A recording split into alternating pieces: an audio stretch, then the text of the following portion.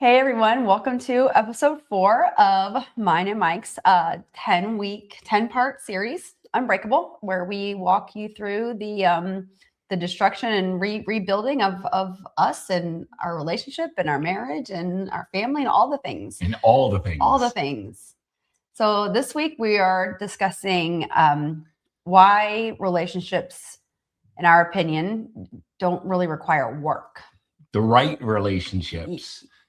Yes. That you're not forcing together don't require work. No. I think it's a great topic, and me and you just see this differently than a lot of people. Yeah, and that's this one might grate some people around the edges because of it's going to seem very it's very Pollyanna-ish, right? And it's going to ruffle some feathers. But let's go. We're ready to ruffle them. And look, really quick before we get started.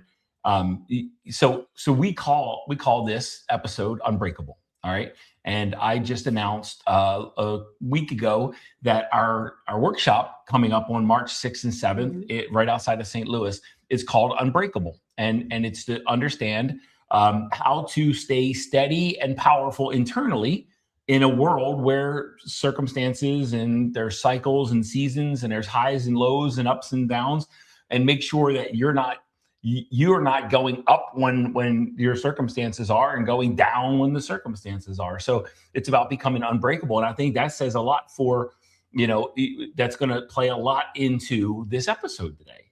Right. But what I want to share is Angie was nervous as hell to start this podcast episode because she's never done that before. But that is part of becoming unbreakable, is realizing and stepping into uncomfortable circumstances and becoming comfortable in them. Yeah, we might have to take that clip and put that as an outtake somewhere because it's on video. It was recorded. Which one? It was when I was I said, do you want to start this one? She said, no. So I'm proud of her. And every episode that we've done, you've gotten better and better at just being comfortable in front of the camera. I'm naturally, I love being in front of the camera. You just love talking to yourself.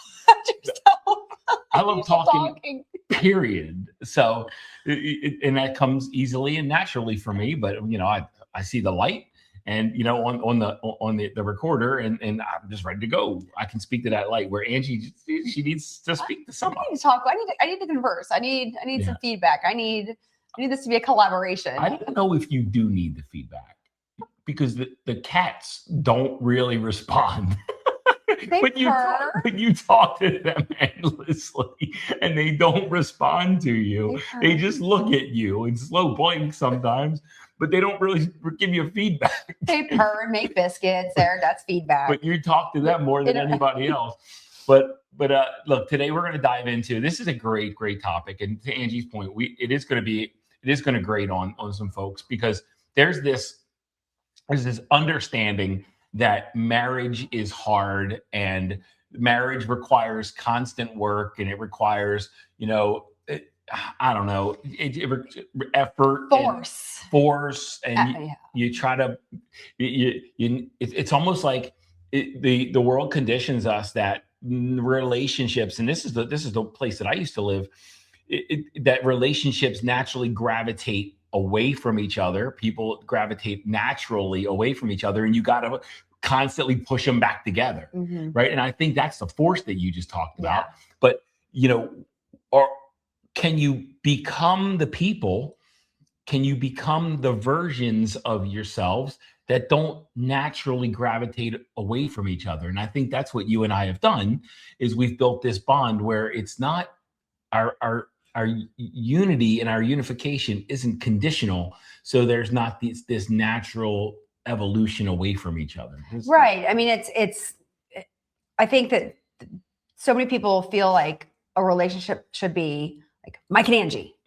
And it's Mike and Angie, and then there's Mike and Angie. Right. And I think some people try and force that, like becoming one. There's that, you complete me, right? Right. Yeah. No, it's all bullshit. And look, right. I made a joke today that I was upstairs in the kitchen with our daughter, and I said, your mom just said that she doesn't love me and she wants to get a divorce.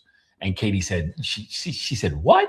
I said, well, that's not actually what she said. She said is that she's going to go out and have a drink with her friend during our time to go out. So essentially what she was saying is, I don't love you anymore and I want a divorce. She said I'm going out to have a drink with Katie Chatfield tonight. Yeah. What I heard was that she doesn't love me. What I heard was she said, I'm going to go out and have a drink. But what I heard was, I don't love you anymore.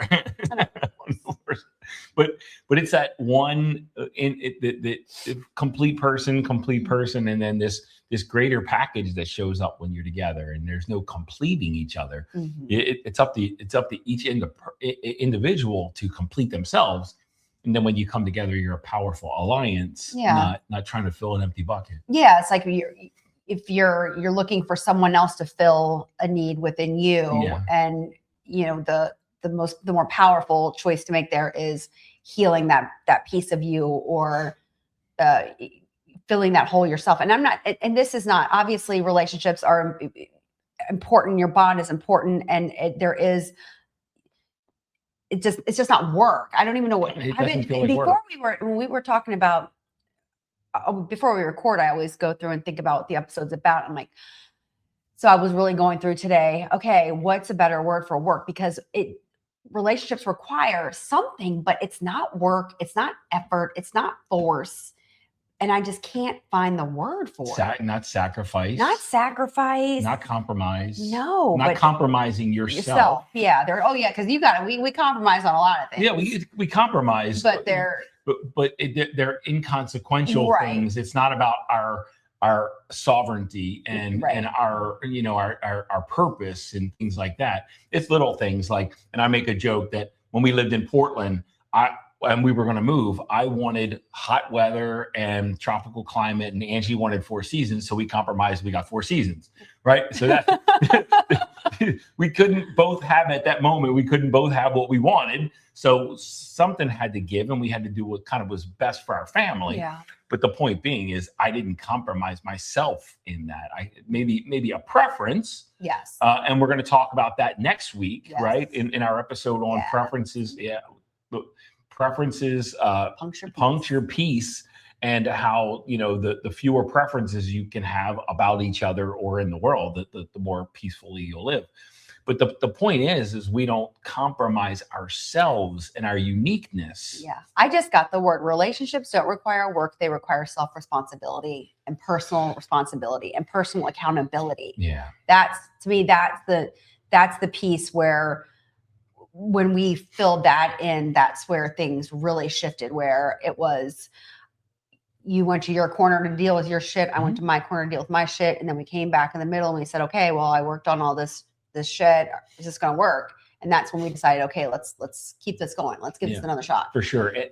And going back to, let's tee this thing up, because this came about because everything in our life, we had corporate income, and we had, we have a beautiful house that more than I ever thought I would have. We had a beautiful material lifestyle, and I was working 12 hours a day. And the weekends I was always on my laptop in terms of, being connected to the plant. And the point is everything, we were checking out and escaping life. We're drinking a lot, in terms of, we still do have drinks, but we don't kill ourselves. We like our friend Brian says, we learned to count. Yeah, we learned to count. There you go. We learned to count. But I like that. It's a nice reference. We'll tell them that we said that. But the point being is, our life was miserable, and it lacked meaning. Yeah. Our life really lacked meaning, and it lacked purpose, and it lacked vision. It lacked a lot, and everything fell apart. And then in March, on March 18th of 2016, I lost my job. I got fired twice in about 20 months. I lost my job. And then, I tried to get back into corporate and started interviewing, but nobody would have me. And that's when I told Angie, I said, I'm going to start a business. And she said, the fuck you are. I said, no, you need to go find another job. We talked about this before. You need 401k, vacation. You go to work Monday to Friday, 9 to 5, 40 hours a week. Yeah, and she was scared, and she was trying to get me to eliminate the fear, and we're going to come back to that in a little bit. She was scared, and she was trying to manipulate and control me so that she could handle her fear. And she used me as her pawn to manage emotions in her body. And when that's what a lot of relationship struggle and strife is about. It's about trying to get the other person to manage the emotions inside of your body. You need them to do something or be do something different, be something different, choose something different so that you can feel okay. And it's very manipulative, and it's a very toxic form of relationship, and it's codependent, right? You often have somebody say,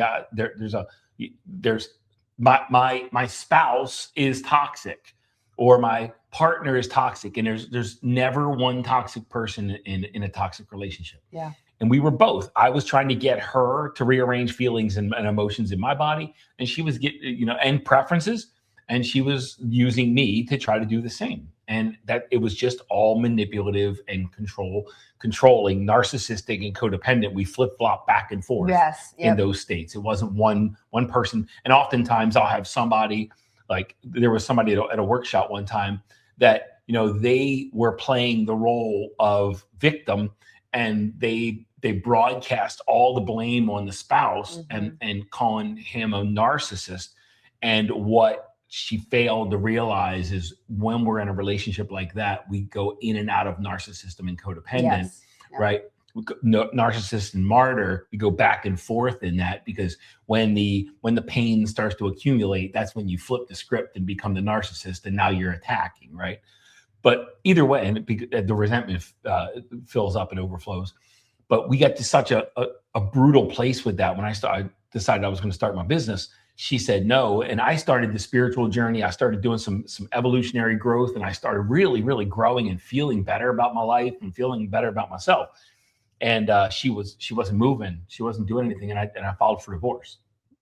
And that was just a few months after I started the journey. And we agreed after some really deep, long talks about where we had been and what really happened over the past 16 years. We decided to go back to the drawing board to try to figure out how to grow together.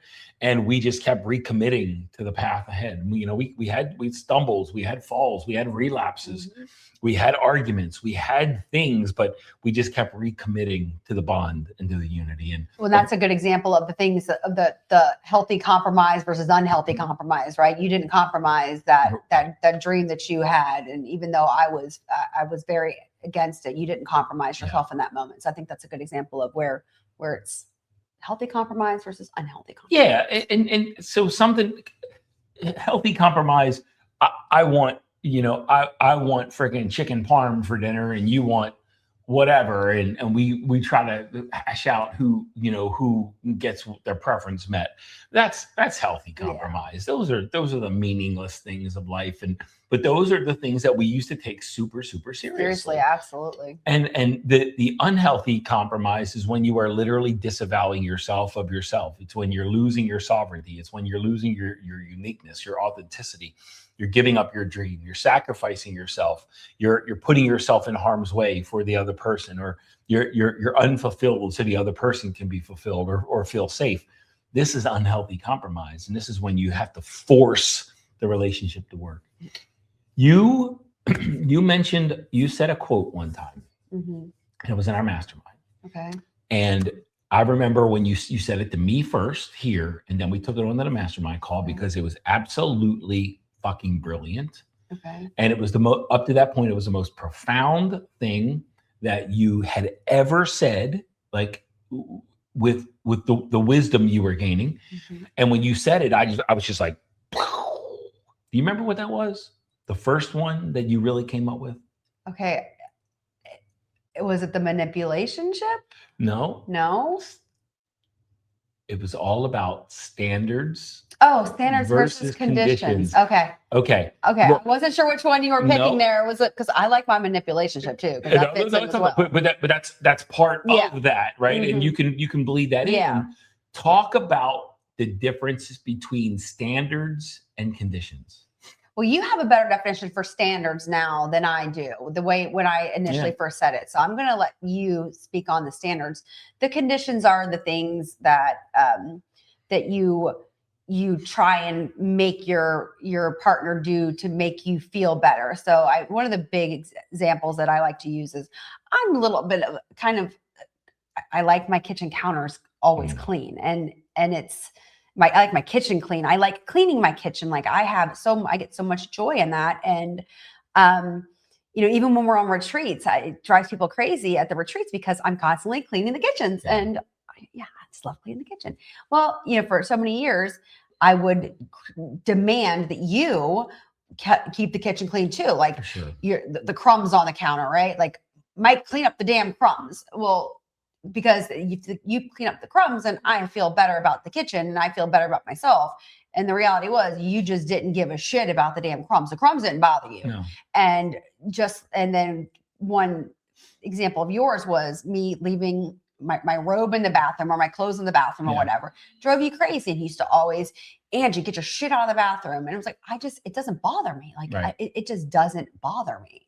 So the things that we try and require our significant other to do these things because, a clean kitchen makes me happy. So I'm asking you to do something that you don't give a crap about to make me happy. Yeah. And there are so many of those little things, if you look at them on a daily basis, where we get angry when keys are left on the counter or the shoe. And this is my girls specifically. When our daughter Megan comes home from college, shoes are in the kitchen underneath right by the kitchen island. Keys are on the island. And it's like, I used to yell at them, put your stuff away. Now it's, no, I put it away because she just doesn't care that the shoes and the keys are there. So this goes even beyond just a relationship. So conditions are a lot based on our preferences, right? Yeah. So it's not about what we need to have happen. It's just what we prefer to have happen. Like, I love organization, and I feel peaceful when everything's organized. The crumbs don't disrupt my peace, but having things out of place, right? And that Marine in me, the place for everything and everything in its place, that Marine in me is still wants everything to be where it should be, where really it's where I prefer it to be, right? Which goes back to preferences, and preferences puncture peace. But the point being is, over time, I've let go of a lot of that. Now, things that are disorganized or unorganized, they don't disrupt my peace because I've let go of the preference for that. I chose the peace and the sanctity of my relationship over having things where I want. Because if I can only have one of those, and oftentimes I can only have one of those, right? And we say, well, you can have all of it. Well, you're married for a reason. And your partners for a reason, and they're here to trigger you into peace, right? And if you can only have one, I prefer peace, and I don't want anything to disrupt my peace. So that means I get to let go of my preference in that situation. And over time, my nervous system has rearranged itself, so I feel peaceful in disorganization. So I get to have it all, but it required me letting go of my preferences because I want harmony and peace and love and a unification with you more than anything else. Yeah. More than anything else. So, but it's just been a cool evolution. So those are conditions. Conditions are just based on our preferences. Yeah. But look, and this is where we went wrong in some cases in our marriage, is standards is about the bigger elements of the bond. The standards are about what you don't fall below standards. Okay. Yeah, that's why I said you had a better way to describe this than I do. You get somebody to try to live up to your conditions, but standards are meant to never fall below them. And we have in our relationship. So the example of a standard is no divorce. Pretty simple. Yeah.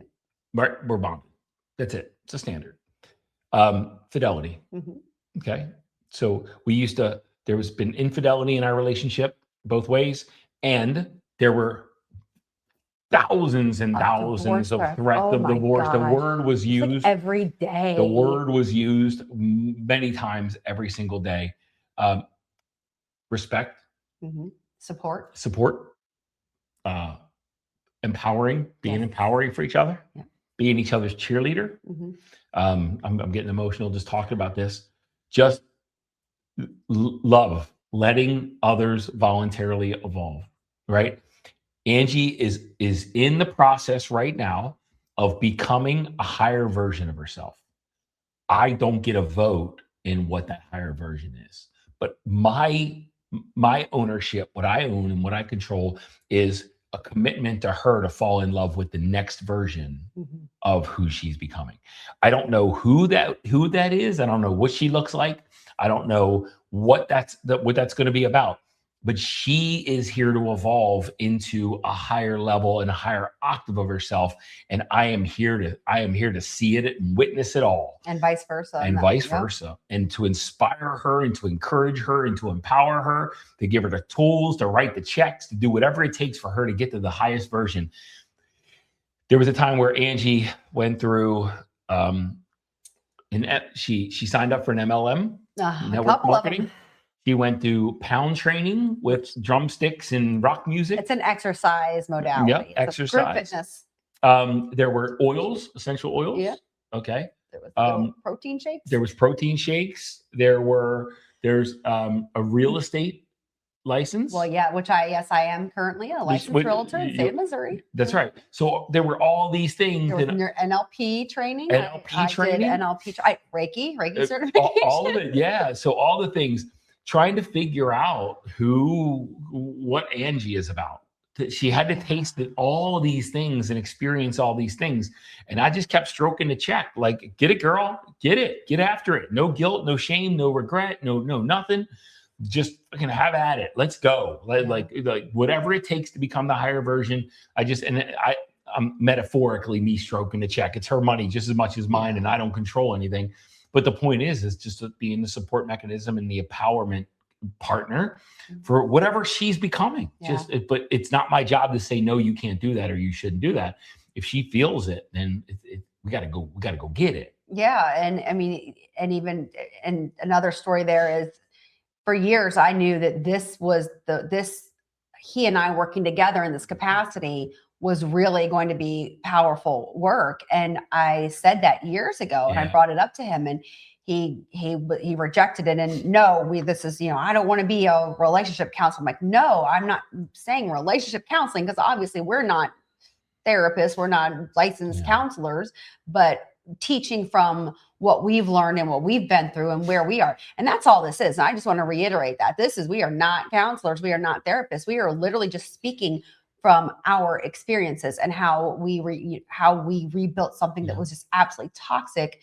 And now we have a solid foundation. But for years, I had said that this was the iteration of us. And he said no. And I had to sit there and watch him go through 50 different things and just still, hey, same thing, high five. Because the way I operate, and everybody operates differently, until I'm clear, I can't move. Yeah. Until I'm clear about what it looks like and what it's about. And there's just a level of clarity that I require in order to commit. Yeah. But once I commit, I'm all in. But that clarity ultimately leads to the commitment. But I need that clarity first, right? The creation process, clarity, certainty, and commitment.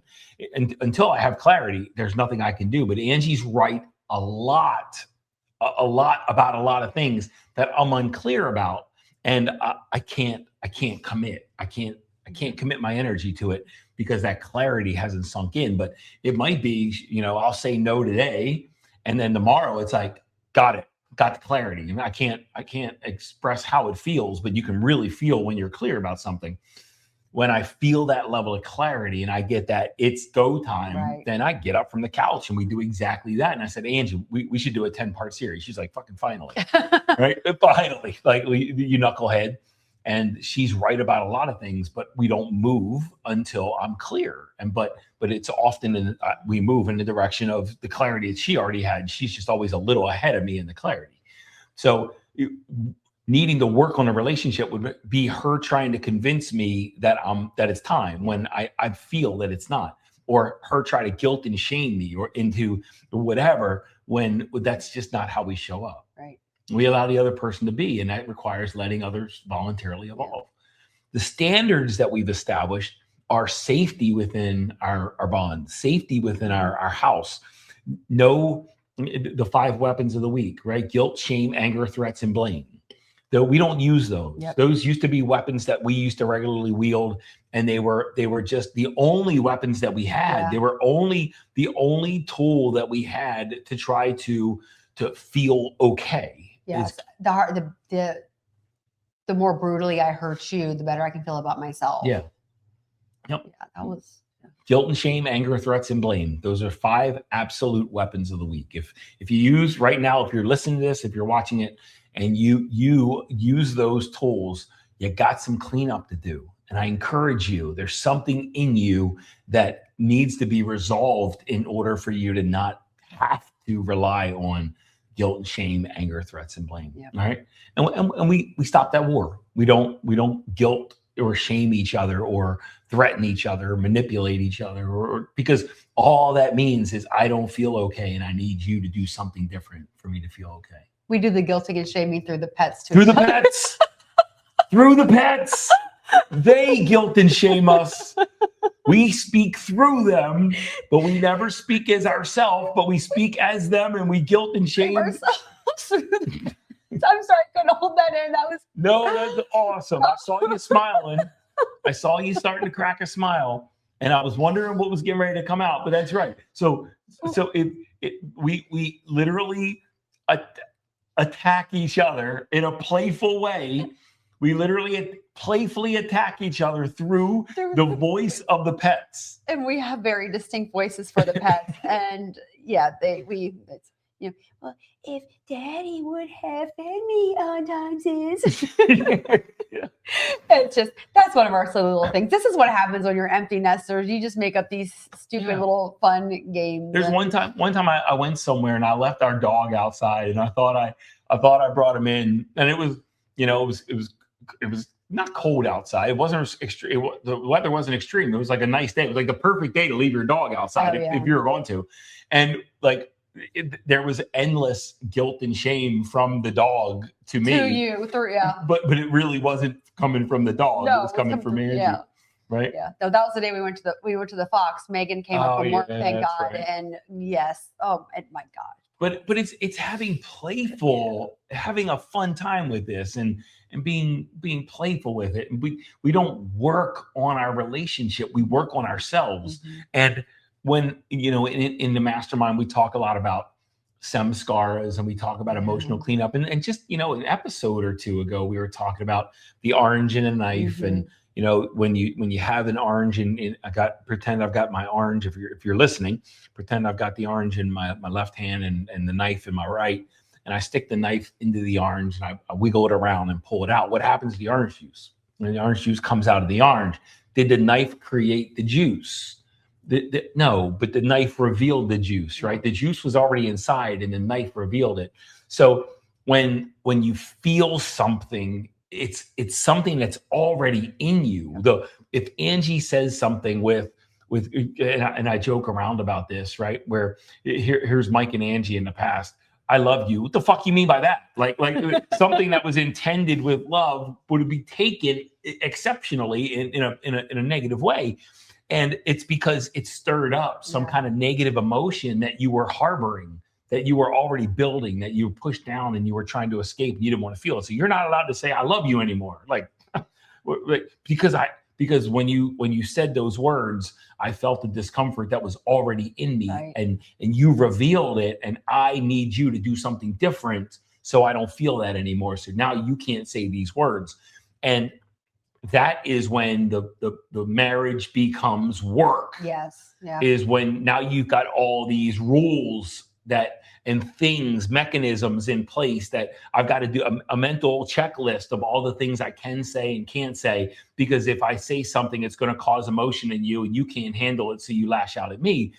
What this work does is you go to your neutral corners, you learn how to work on yourself. Then when you come back together, you don't need the person to be anything different than they are. And who they are and who they choose to be. You don't need to get them to do anything different or be anything different, because if something negatively stirs in you, you know how to deal with it. Yeah. So now I can handle anything. And that's why this series is called Unbreakable. Yep. Because you learn how the emotions are going to come up. Life cycles, seasons happen, everything, circumstances go up. Right now we're in a business drought, right? We got a little compression in the business, and it gets uncomfortable. But instead of trying to force the other person to go do something, we're like, okay, there's a lesson here. There's something for us to work through, so that when the next cycle comes and it does start to move up, that we don't get attached to that either. Right. Mm-hmm. Yeah. That's too, I feel like it's too, when two people go to their separate corners and work on themselves and you come back together, it just builds a solid foundation. It's two solid humans building on top of that, instead of when you're so worried about navigating the emotions mm-hmm. of the other person. There's no way you could heal yourself. And if you can't heal yourself, then you're just doing you're doing your soul a disservice, because you're here to learn something. You're here to grow and to evolve and to ascend. And if you are so busy tending to the needs and emotions of someone else, you can't do that. Right. And that's what we did for so long. In Inner World, Outer World, the book that was released on my birthday, August 19th, 2025. In the book, I have a chapter called Spiritual Relationships. Yeah. It's that you are going to be triggered in your relationships, in your most meaningful relationships, in your soul-based relationships. You are going to be triggered. Yeah. And the unconscious way of navigating that is to try to get the person to not trigger you. But in a conscious relationship, you use those triggers as evolutionary mechanisms. Yep. Now I get to become a higher version. You just triggered. You said these words. I feel this emotion. Now I get the drill, right? Drop it in my body, yep. Recognize what's in there, inquire within, listen to it, and then let it go. And now I've just spiritually evolved. And now you don't need to do anything different or be anything different. You just triggered me into a higher and upgraded version of myself, because now there's less emotion, there's less damage in the nervous system. And that's what the last episode was about. Mm-hmm. Right? All this flows together. And when you work on yourselves and you commit to working on yourselves instead of manipulating the other to be different, that's when you really, really grow into something magical and powerful and bonded and in integrity and aligned and in lockstep and committed and loyal. And you adhere to your standards and you let the conditions drop away, because you recognize that the conditions no longer matter. Yeah. I think that's the important part. The conditions, they don't matter. Yeah. They just don't. They really don't. But when you're in survival mode, when somebody is in a nervous system state of survival mode and don't know how, we call it emotional intelligence, mm-hmm. right? I do some emotional intelligence leadership training. And really that's all this is the nervous system work and the letting go and recognizing, becoming aware of what's happening inside and the triggers and how to navigate that. Once you become competent is the right word. Once you become competent at navigating in inner turmoil, everything else gets easier and the conditions of life start to fall away. Yeah. But the standards amplify. Right. Oh, 100%. The standards amplify. I can agree with that. Yeah. And what is that done? Is our marriage perfect? No. Do we still have little like little skirmishes? Yes. Do we still get frustrated with each other? Yeah. I don't get frustrated with Angie, but she gets frustrated with me. Shut up. Yes. Do we still step on each other's toes every once in a while? Yeah. Heck yeah. Does Angie still hate hearing me talk so much? Absolutely. Not hearing you talk so much. So when I come downstairs first thing in the morning, it's like, who read this? I'm like, oh my gosh, give me 10 minutes. I'm a creative. I create. That's what I do. So yeah, no, but those, but what we don't do anymore is there is no more threats of divorce. We don't sleep in separate rooms. We don't not speak for 2 weeks. We don't, the 5 weapons of the week. We did none of that anymore. Everything is so much more toned down, because we take everything that the other does and we were able to see that, okay, you really didn't intend to, there was no there was no bad intention there, you know, and I know, especially for me, because I'll get in that space where you'll say something and I'm like, well, why the fuck did you have to say it that way? Like, and then I'll get in my head about it, and you know, I might burst out at you quickly, but then it's like, wait a second, okay, that's not how, that wasn't how it was meant. Every day, just about every day at 5:30, our relationship started on a bar stool, but it was very toxic. Okay, and it's no longer toxic, okay? And we enjoy sitting on a bar stool next to each other, on bar stools next to each other.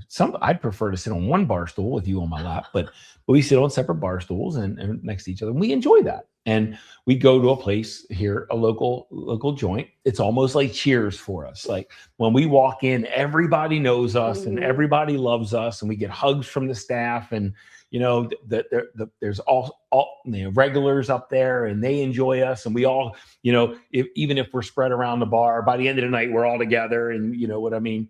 But anyway, the point being is, where was I going with that? Holy cow! No, how we toxic. We started on a bar stool, and now we still enjoy being on a bar stool. Yeah, but I can't remember why I was telling that story. Well, no, you got too excited about the Cheers thing, and I did. And if you're local to St. Louis, we hang out at Cyberg St. Peter's, and we're planning on our little group of regulars dressing up as the Cheers characters for Halloween this year. So now I remember where I was going with that.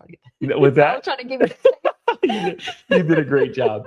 Anyway, today Angie tells me, right? I'll make a joke about this. Again, I don't want to rehash the same joke, but she tells me, "Hey, I'm going to have it's my best friend's birthday last week. I'm going to go have a drink with Katie Chatfield at 5:30." And old Mike would have taken that very harshly and rudely and critically and been offended, right? I would have got my butt hurt. Because we go almost every day, and now you're doing something without me. But the point being is, it's almost like our relationship has evolved into that Pete Davidson character on SNL. Oh yeah. Where I'm going to get a drink with Katie Chapman. Okay, right?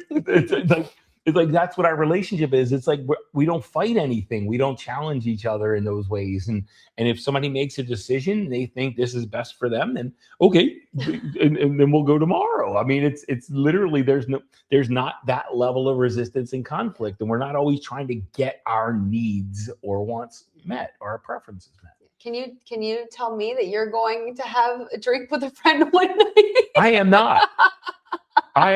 That opportunity came up. That opportunity came up last week, and I decided not to go because I love my bride more than I love being there. And I love being there, but I love my bride more. I was deathly ill. I was just trying to get you to go. She always wants me out of the house, and I am a homebody. I freaking love being at home and with her when we're either here or at Cyberg. Yeah. No, it's great. We have fun. We can laugh and joke and have fun with these things now. In the past, we couldn't have, because that's a big joke in the house. Is Mike doesn't go anywhere. He really it's us or no with Brian Schroeder on your Sunday morning churches. Yeah. And the times where he's not here are the times where I can throw on my absolute trash TV and not worry about judgment, even though there is none. That's all me. That's not for sure. That's totally a me thing. But it's like, hell yeah, I can watch and not have to worry about anything or anyone judging what trash I'm watching. You should probably drill into that guilt or that judgment that you feel, because it's not there. I don't give a fuck what you watch, right? And oftentimes when I want her to watch television. I do. I want, and this is a good point. The way Mike and Angie used to show up is if I didn't like it, I would belittle it and I would heckle it and I would judge it. If I didn't like it, I thought it was stupid, and I would try to convince you should think it's stupid too. And I would belittle and heckle and tear it down. Yep. And Angie's still living in the energy of that in her nervous system, and still braced for that and still expecting that. And I'm like, there's none of that coming from me. All you got to do is say, hey, I want to watch a show, and I'll be in the other room, in the sitting room, because I'm just as happy in the sitting room as I am in the living room. Yeah. And I know that. I do. But it is something, though, that, could, if I choose to work on it, it's not that important right now, because I know it's just a me thing. It's not a you thing. But this is how you overcome the need to work harder on your relationship, is the absolute personal responsibility and the ownership of what's triggering you. Right. Me being home is not triggering you. And I don't blame you I don't blame you that, I don't ever get to watch my shows. None of that doesn't happen. I know it's a me thing. The guilt and shame of you that still rests in your and fear of judgment, me heckling, me belittling you, that hasn't happened in 7 years, right? 8 years. All of that is still resides in your nervous system. You just haven't released it yet. Yeah, but I deserve the heckling over my Jersey Shore obsession back in the day. So you didn't deserve the heckling over anything, and you didn't deserve someone in your life that would heckle you for things that you preferred at that time. Right. The point being is, you were doing the best you could, and I was doing the best I can. They were just not very good. Yeah. All right. And today, if Angie wants, she can start to do the work of clearing out all of that from her nervous system, and she will be able to have her needs met without any fear of judgment, without any guilt or shame. It would be very simple, but that's work she has to do. There's nothing I can do except provide the space for her to do that and step into it and encourage her to do that. Because I don't want her to hurt or be uncomfortable or to hold herself back for me in any way, shape, or form. And one of I just made a post today about paradoxes. I am a very, very loyal person, okay? But there comes a time in some relationships, all relationships are either a reason, a season, or a lifetime, okay? And I feel that I know I have one lifetime commitment, one lifetime relationship. I hope that there's two, right? But never know what's going to happen with Brian. He might just say, hey, Sedona's calling me and leave me the fuck alone. Who knows? But there's a lot of other people in my life that are either in a reason or a season of my lifetime, or a reason or a season. I know that, and I'm loyal to a fault. I am loyal to everyone, but at some point when something expires, I am willing to let them go. Yep. And even if Angie walked down the stairs tomorrow and seriously said, Mike, I've rethought things and I'm out, I would let her go.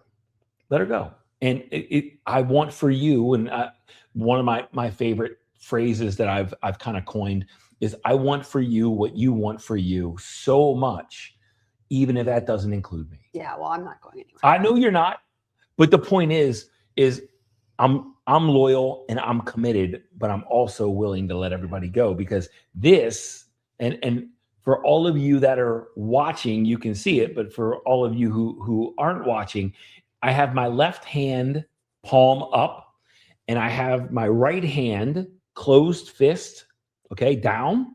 So it's like I have a fist with my right hand and open palm. And the closed fist is what most people think is a relationship.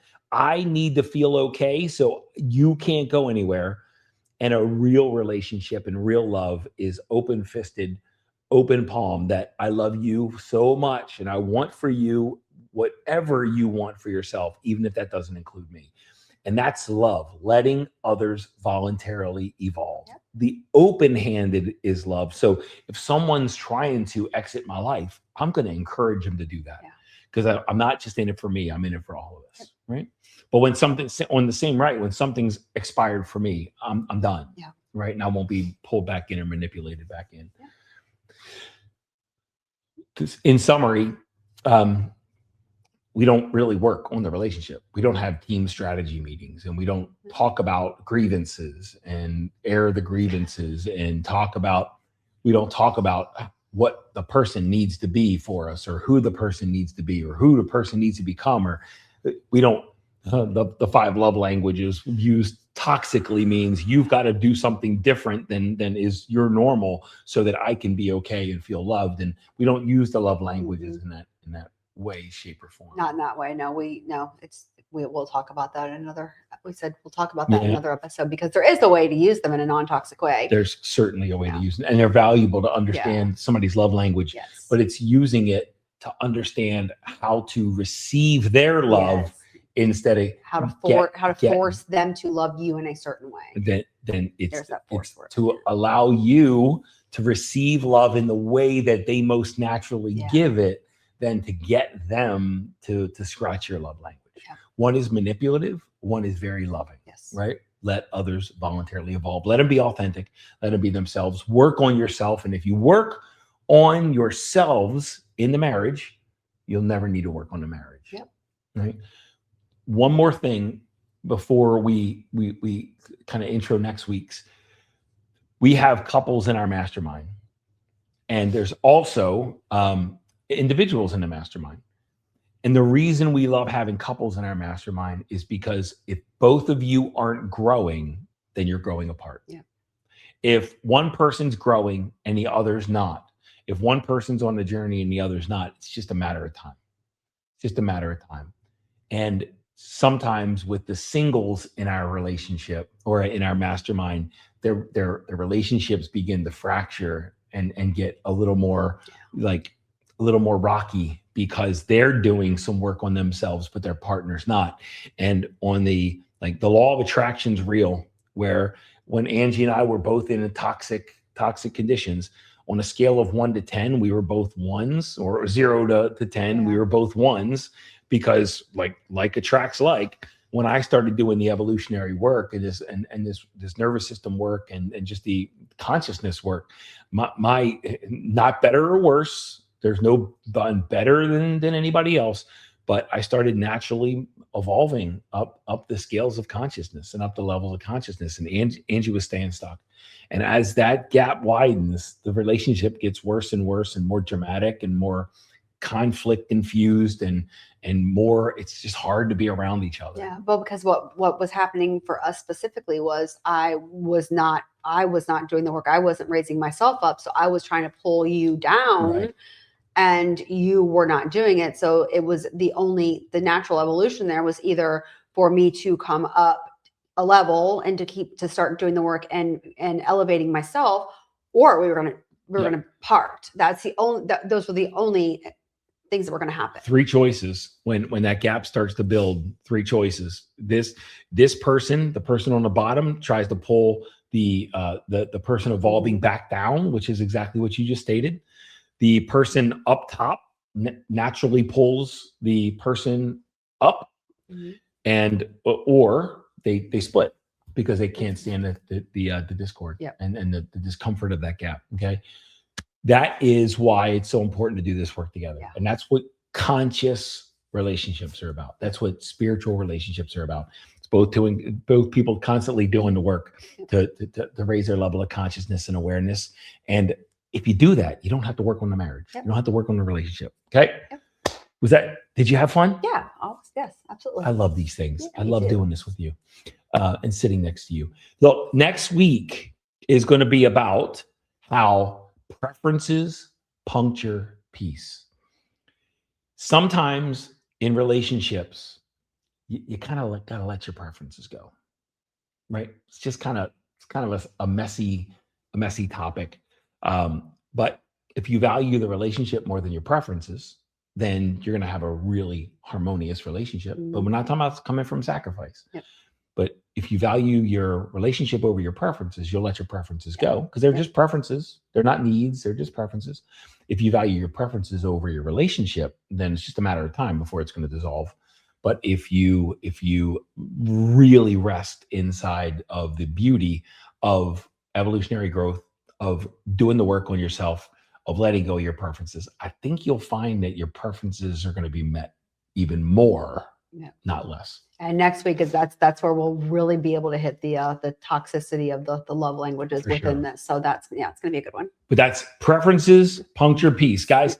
Love you. Thanks for being on this journey. Any last parting words? No, Shot? No, you got it. That is it. Yeah. All right, guys. Next week, this is episode 4. Next week is 5. We got 6 more coming. Stick with us. If you listen to it, subscribe, like, all Follow that. us on socials. Follow us on socials.